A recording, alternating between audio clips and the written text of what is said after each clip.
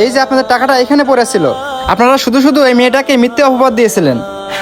ভাই বুঝলেন না, এটা ওরই চালাকি। টাকাটা পায় ও সাইড করে রাখছে, যেন ওর দোষ না পড়ে। ওই নিছে মানে ওই নিছে। আরে ভাই,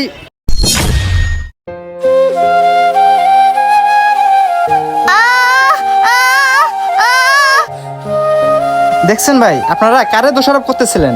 আমার হাত থেকে টাকাও পড়ছে, কাগজটাও পড়ছে।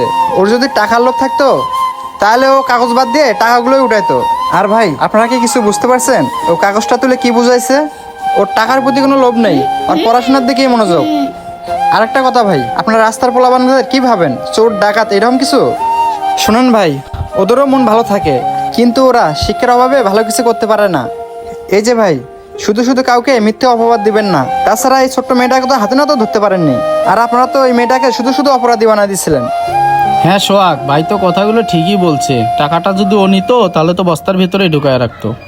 হ বন্ধু, আমরা ভালোভাবে যাচাই বাছাই না কইরা মেয়েটার উপর শুধু শুধু অত্যাচার করছি। ছোট বোন, আমাদের ভুল হয়ে গেছে, তুমি আমাদের মাফ করে দাও। এই যে ভাই, আপনাদের টাকাগুলো নেন।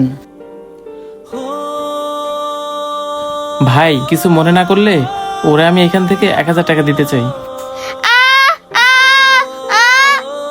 দেখলেন ভাই, টাকার প্রতি ওর